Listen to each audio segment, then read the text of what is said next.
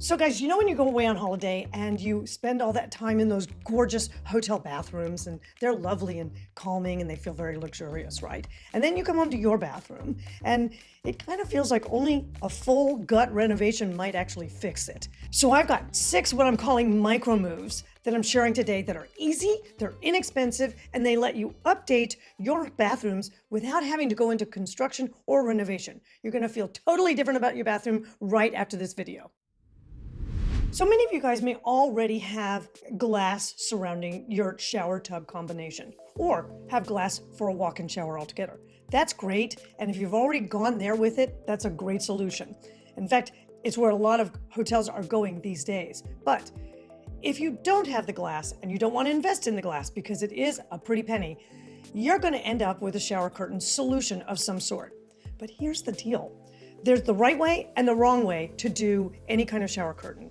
And the biggest problem with them is that if you don't get them right, they just chop your room up and they make it look smaller by half easily in a bathroom. So let me show you the tips for doing a shower curtain the right way. So here's a perfect example of a shower curtain that's really not doing this space any favors.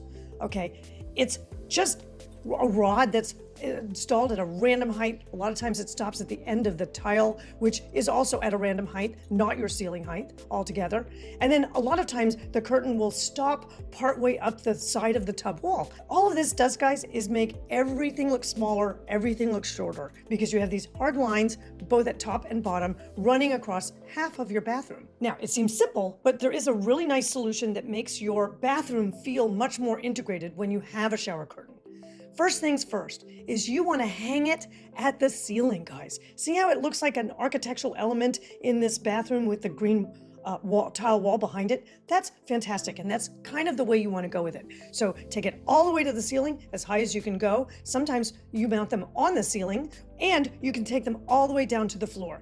So the second thing that's really nice is that a lot of people like patterned shower curtains or something with something going on. Clearly, this little yellow one is a super happy little solution. But here's what I would suggest to you. If your bathroom is already a little bit on the tight side, skip the super contrasted patterns and go with something that's kind of a little light, a little neutral. It can maybe have a little bit of texture going on, but the more patterned and the more contrasting that shower curtain becomes, the more it makes your room feel small. So what are the easy ways to fix this? You hang a rod at the ceiling, all right? Get a longer shower curtain, and if they don't go as long as your ceiling goes, add a hem to it in perhaps an accent color. That could be interesting. Honestly, guys, you can get this done in a weekend, and it's probably under a $100 fix. So that's number 1 of our micro moves. Okay, guys, so now micro move number 2 is getting your mirrors right. Now, when we spec a hotel bathroom, that mirror is bigger than it actually technically needs to be. Often it's at least as wide as the vanity, as you can see here. It's taller than maybe feels right when you're holding it up at home, okay? Now, why is it that hotels spend a little bit more on mirrors, but they make them much bigger? We're doing it for the lighting in the room. The mirror is that one surface in the room that amplifies the light wherever you've got it. So taller catches any ceiling light you might have. And what happens is that it basically doubles all of the kind of ambient light in the room and throws it towards your face, which is where you need it. Now, what I typically see with people doing at home is that they buy the mirror to just extend beyond the vanity basin. And that's fine, but it's not going to give you that luxurious sense of a lot of light that you do get in hotel rooms. What you want to consider doing is, say you have a vanity that is full length in your primary bathroom. You want to make your mirror almost as big as the vanity. Take it high, higher than you would expect, and take it wide, maybe the same width of the vanity, especially if you're directly attaching glass to a wall. That gives you a lot of ability to reflect the ambient light back onto your face from the bathroom. Okay, guys, now micro move number 3 is actually vanity lighting in your primary bathroom. And it's lighting from the sides at face height. In a hotel bathroom, you're always seeing lighting coming from the sides. They've got sconces beside the mirrors like you see here, or maybe there's a strip built into the mirrors itself with electric mirrors. And we set those around about eye level, 60, 65 inches, something like that. That's the height because that's usually where the average person's face ends up. Now what I see most homes do in their bathrooms is they've got one fixture in the ceiling, fine, it might be a pendant fixture or a semi-flush or maybe just a recessed can. And then they have the vanity bar at the top above the mirror on the wall. Now the vanity bar acts the same as ceiling lighting, which is it creates shadows at the foam. And that's fine for a guest bathroom or something that nobody uses very often, like a powder, okay? But the bathroom that you stand in every morning and every night needs more than that. And the key here is that you don't even have to rewire anything or go into the walls, because nowadays you can get nice plug-in sconces that can work, or you can switch your vanity mirror out for an electric mirror that will give you lighting all the way around all four sides. Okay guys, so if you're new to my channel, I would love it if you would like and subscribe. It super helps the channel. And I want to give you guys something, because there's way more to making your home feel like a hotel than just I can fit in one video. So what you want to do is you want to go down to thelisaholt.com. It's right here on the screen. You want to click that link, open that up, and go grab my free book on how to start a project. It walks you through the order that things happen in, which is where a lot of people can lose their money on any kind of small renovation or upgrade of any kind. It's free. Go get yours now. You will be shocked at how much you will learn as a result of having this guide by your side if you're going to do anything in your house. So now micro move number 4 is the idea that everything that sits on your counter lives on a tray, or it doesn't live on your counter. Look at the counter in the next hotel bathroom you're in. Whatever is sitting out, all of the amenities, those kinds of things, they're sitting in a tray. A tray, a stone dish, sometimes a basket, it's all contained within one area. Part of this is operations, guys, because it makes housekeeping easy. They just simply lift up one element, clean underneath it, and place it back down again. And here's why it looks good. If you take 3 loose objects that are standing on your bathroom counter now, that just kind of looks sort of cluttered and sort of random, right? But if you take those 3 objects and you place them inside a border that's made by a tray, a basket, whatever it is you're going to use on there, it's an arrangement, and it's an intentional way to have those pieces look on that counter. This is one of my favorite micro moves, guys, because it's so easy and it's so inexpensive. Literally, decide on the 3, maybe even 5 things that you use every day and make sure that those are the things that go onto a tray. It's maybe a $20 fix, guys. And now your home bathroom starts to feel a little bit more luxurious and a little bit more intentional, like those lovely hotel bathrooms.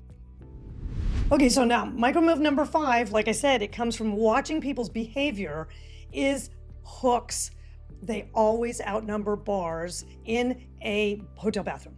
Now, this isn't actually a decorating idea. It's actually operational. No one in a hotel folds a wet towel and puts it back on a bar.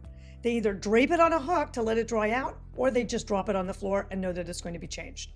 And guys, all of this can be solved with hooks. So I have a rule where I spec a minimum of 3 to 5, because you may want them for extra bathrobes. You may want them for drying out towels specifically. Maybe you want a hand towel or a hair towel that wants to dry out. It's $10 a piece, guys, and a screwdriver. It's super simple. Make sure you get one by your shower. Make sure you get one on the back of the door, as long as it's not a slider. And then make sure that you get them anywhere where the wall is blank and a towel can hang and air can circulate. That's the secret to hotel rooms looking great all the time. Now with this next micro move, which I have mentioned before, I get such great feedback from so many of you out there telling me that it made a huge difference for you. And this is what I call getting the towels right. Now towels want to be one color, one weight, and folded all the same way.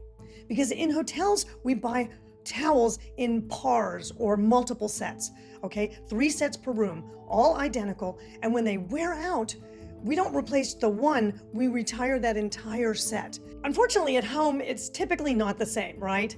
And the closet looks a little bit like a historical document of towels. This mixed rack is the fastest tell that that bathroom towel situation has not been thought through. So here's what you do. You pick your color. I prefer white because white's the easiest to bleach and keep fresh looking. But if you want a color, buy one color and buy enough of them. Buy 3 sets. So you're using one, there's one in the storage, there's one in the laundry. That's how the rotations typically work. Then get all the other towels out of the room. It's going to cost you maybe $100 to do one full set for your bathroom, and it looks completely like you've renovated the space. Oh, and one more thing, because this one's a super, super subtle one, and it's a micro move because it's so inexpensive and easy to fix. So look up at your vent cover. In hotels, those vent covers are always painted and look exactly fresh and new, just like the rest of the room, right? So the fix is super simple, guys, and it's probably under $30. Get a new fan cover. You can buy them, you can paint them the same color as your ceiling, switch them out in minutes. And honestly, this is the smallest fix in this whole video, but it makes a big difference. There's even fan covers now that look like part of the ceiling, like you see here in this picture. So there's a whole lot of options that will replace this old yellow ugly one, and you would be surprised that you're gonna look at that now every day and feel better about your bathroom. So guys, if you're only going to do one thing this weekend, go out and buy yourself a tray for your contents on the top of the counter, or you can move that rod up on your shower curtain. It's the most bang for the buck, and you're going to feel it every time you walk in. Now, none of this is a renovation, guys. Your bathroom was never really the problem. It just never got finished when you were designing it. All right, guys, I'm going to see you next week.